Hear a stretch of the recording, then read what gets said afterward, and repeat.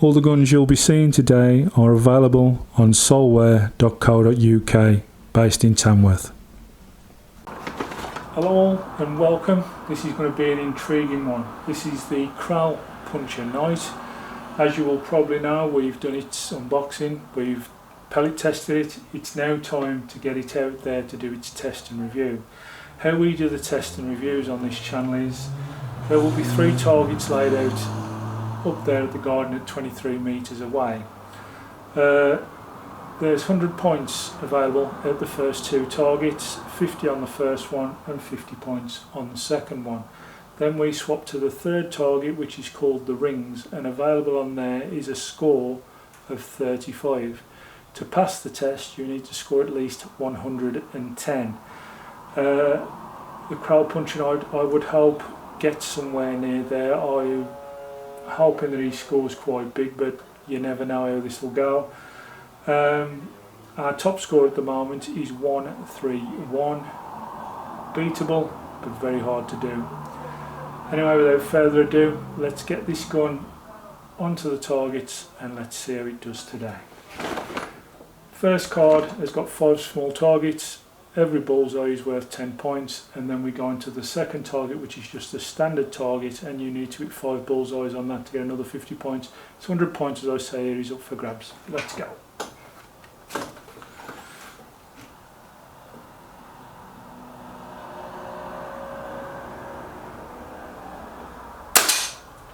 That's a nice start. That's a bullseye and a 10.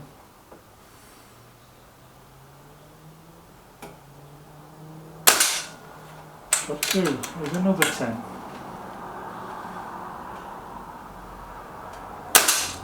Shot 3, there's a 10.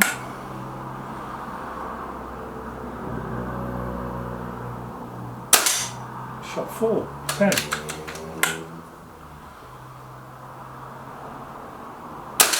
Shot 5's a 10.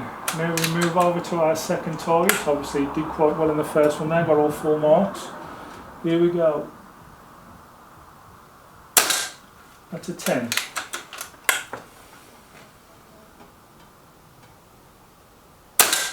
10.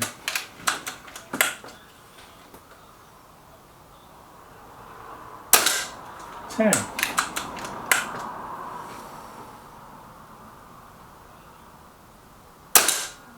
10.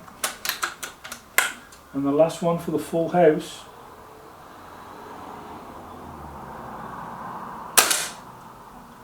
Oh, I'm going to have to have a look at that one. That one might be a 9, the last one. But I will check it and I'll get the cards in. I'll swap over to our 3rd card, which is the rings. After inspecting the cards from our first 2 rounds there, I'm happy to give the Crowno the full 100 points. I thought the last shot may have been a 9. If the 10 circle would have still been in place, it would have clipped the end of the ring of the 10 and it would have been a 10. So he's got the full 100 points. 35 points up for grabs in round 3, which we're going to do now.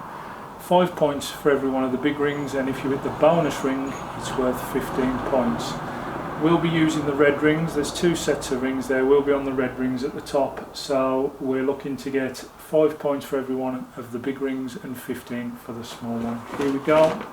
We may also need a magazine change halfway through this because we'll be running out of pellets, but here we go. First shot.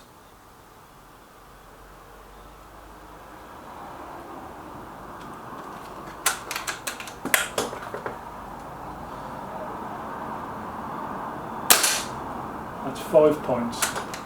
So we've got 105 so far. This one, to get to where he needs to get, the 110.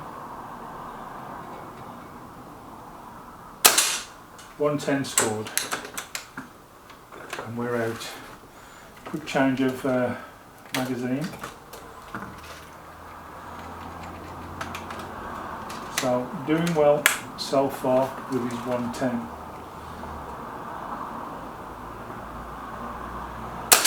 115.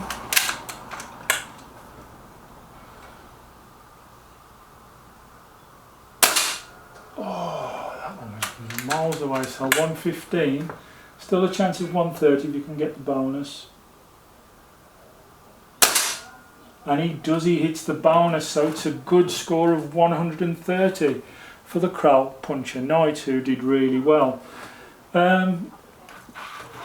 What can I say about the gun? The gun itself is absolutely fantastic to use, nice to use, loads well, looks quite pretty as well, and I think it's quite a nice looking gun. It worked well along with the Hawk scope there, the 3x12x50 Hawk scope. Okay, you join us back now with the Kral Puncher Knight. I'm just about to do the Crowno test with the gun. 5 shots, let's see how it does, and then we'll get it on the computer and work out its measurements. First shot, here we go. That's a 177. A 171.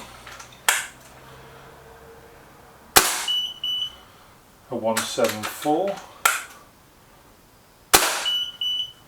A 175, and the last one, 175. I think now if we take the middle one, which was the 174.9, so let's say 175 metres, I'll break that down into feet per second and we'll see how it goes on our ballistics calculator. Okay, after doing our obviously chronograph test there, I've put the weight of the pellet in. I used Gamma Pro Hunters to do this. The only reason I've done that is I hadn't got the grain weight of the Acupel FTs, due to the fact is, as you know, I've got a dented tin there that was damaged, and I haven't got the old tin. I've had to put it into a new one. So I use these because I've got obviously the correct grainage writ on. It's 14.2 grains for the pellet, the Pro Hunters.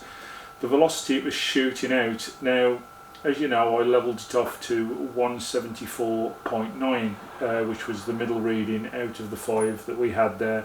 That came up as 573.8 feet per second.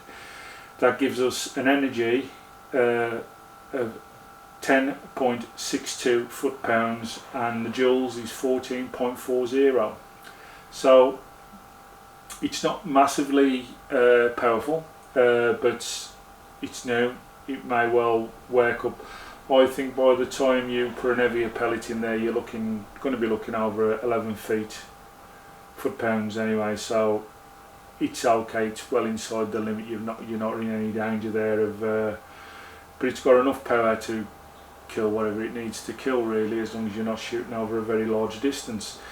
Now, all that being said and done, what did we think of the gun overall? Well, I actually love it. I thought accuracy wise it was fantastic. I mean, anything sort of, I would say, I know when we're doing this test we always say anything over 110 is good. Well, yes, 110 is good, but 120 or above that I would say is a decent, really decent gun. Obviously, as you know, our Kral Puncher Knight scored 130, which is even better still. And I've got to be honest with you, I think he could have done the full house of a 135. I have no doubt at all that that pellet that went wayward was actually a bad pellet. I'm quite honest, and I will say if I've made a mistake with the shot, if I feel I've moved under shooting or I've snatched at the trigger, I'd have told you. I didn't snatch at the trigger and I was on target like I'd been with every other shot in that test. So I've got to put it down to either a spurious pellet or something of that ilk. I think the pellet was either the skirt was out of shape or something, because it just veered off by too much. It wasn't just a small miss for that gun, that was quite a large miss. I'd say it was an inch off the target, so I would put that down to the pellet being out of shape. The gun itself has got that many adjustments and things you can do to it. I mean, I think that's, I don't know if you noticed, but down by the hand grip, you've got a little hole just behind there to keep your spare magazine in. Now that's great if it saves you having to rustle about and look for it in your pocket when you need it for quickness. Nice little idea, nice little touch. I like things like that with the gun makers. You know, who seem to be a little bit inventive, shall we say, and do nice things. I like the way that you can adjust the cheek piece, you can adjust the butt piece. there's so many adjustments you can do to the gun to make it to your satisfaction. The trigger is adjustable in every way. Another nice touch. You've got the adjustment of obviously the power if you need to. Being a sub 12 foot-pound, I don't know why anybody would, but if you do, just to save a few shots, you know, maybe you would turn it down, or maybe if you're in an enclosed area perhaps.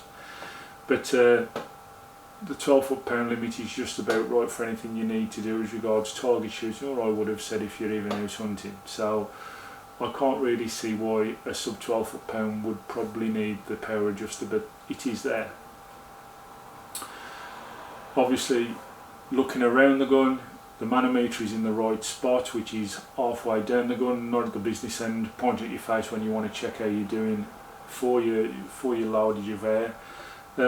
It's just out and out a nice gun, really nice to use as well.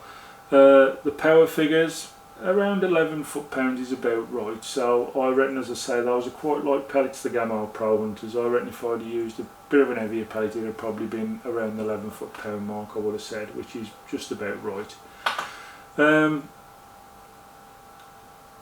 With the offer on those at the minute, as you know, I've been telling you about Solware are doing an offer on that gun at the moment, the Kral Puncher Night. I think it's a fantastic buy for that price. Don't forget, in other outlets around the country you're probably looking at over £600 for that gun, 650 to 700, especially for the warm-up one, which will be obviously a little bit more. But that gun for £500, and the amount of detail, as I say, has gone into it, I think is an absolute fantastic buy.